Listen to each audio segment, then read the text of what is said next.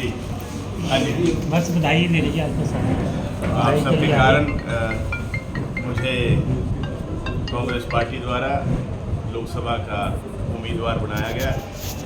आपने इतना प्यार दिया, इतना सम्मान दिया, उसके लिए मैं आप सबका ऋणी हूँ, आभारी हूँ।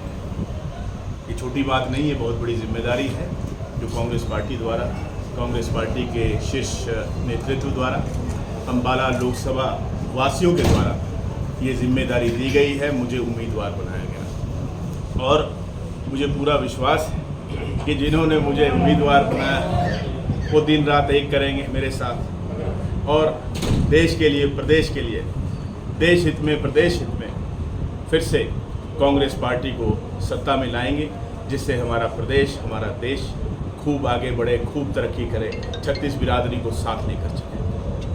क्या मुद्दे रहेंगे जनता के बीच? देखिए, जुमलेबाजी चल रही है सत्ताधारी दल के द्वारा, चाहे महंगाई थी, चाहे बेरोजगारी थी,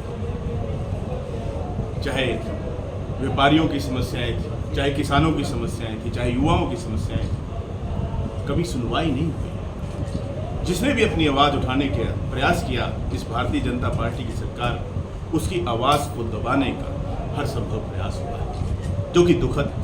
लोकतंत्र में इसका कोई स्थान नहीं। कांग्रेस की भी सरकार रही, कभी इस तरह से किसी की आवाज़ को दबाया नहीं गया और ना ही दबाना चाहिए। जो हमारे स्वतंत्रता सेनानी थे, उन्होंने इसलिए नहीं देश को आज़ाद कराया। सरकार तो अंग्रेज हुकूमत भी चलाती थी, क्यों हटाया गया? 90 साल का संघर्ष क्यों किया गया? क्योंकि वो अंग्रेज जो थे वो भारतवासियों की सुनवाई नहीं करते थे। और यही काम आज भारतीय जनता पार्टी की सरकार कर रही है। और ये कोई छोटी बात नहीं है। आज ये बड़े बड़े नारे देते हैं, इतने पार और उतने पार। उम्मीदवार तक नहीं है चुनाव लड़ने के लिए इनकी पार्टी के अंदर, उम्मीदवार तक नहीं। और जो उम्मीदवार चुने गए हैं उनका कैसे तिरस्कार हो रहा गांव-गांव? क्यों?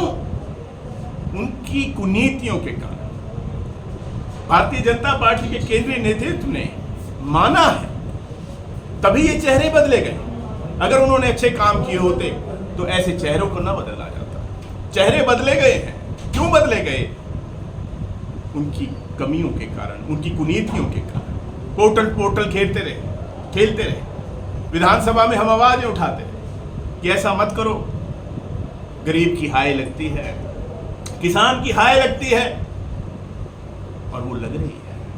ये दिखाई दे रहा है, कभी जाति के नाम पर, कभी धर्म के नाम।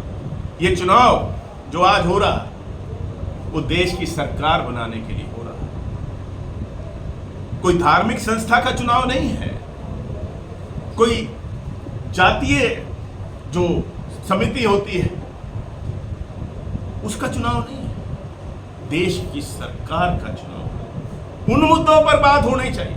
आप देखते हैं किस प्रकार से कितनी ओछी राजनीति की जाती है, किन मुद्दों पर सत्ता पक्ष बोल रहा है। 10 साल सत्ता में होने के बाद किन मुद्दों पर बात कर रहे हैं? इससे साफ जाहिर होता है कि ये बुखला चुके हैं। इनके पास कहने को कुछ है नहीं, कुछ नहीं। ये क्या देश को दिशा देंगे?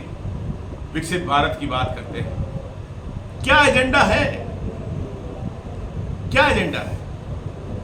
जिस भाजपा की सरकार के द्वारा पंचवर्षीय योजनाएं तक बंद कर दी जिससे ये देश बना है, उनसे हम उम्मीद करें कि ये 25 वर्षीय योजना चलाकर हमारे देश को विकसित बनाएंगे। आज तक जितने भी नारे दिए, आप बताइए कौन सा पूरा किया? कौन सा पूरा किया? पहले कोई अपनी बात पर अड़े होते, पूरी की होती, तब आगे जनता विश्वास करती। लेकिन अब जनता ने मन बना लिया, प्रदेशवासियों ने, देशवासियों ने मन बना लिया है कि अब जुमलेबाजी नहीं चलेगी। देश के लोकतंत्र को बचाने के लिए, देश के संविधान को बचाने के लिए आज पूरा देश, पूरा प्रदेश एकजुट है।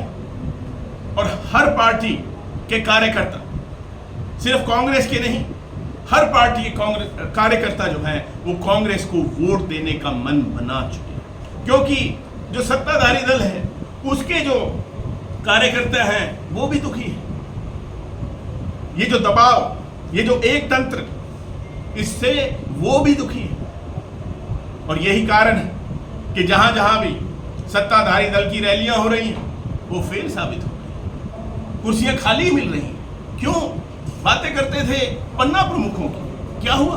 उनकी भी सुनवाई नहीं हुई, उन्हें भी पूछा नहीं गया, उन पर भी दबाव की राजनीति की गई। इसलिए वो भी मन बना चुके हैं कि वो भी अब मिलकर देश हित में, प्रदेश हित में कांग्रेस पार्टी को वोट डालेंगे। आपका बहुत बहुत धन्यवाद। जय हिंद।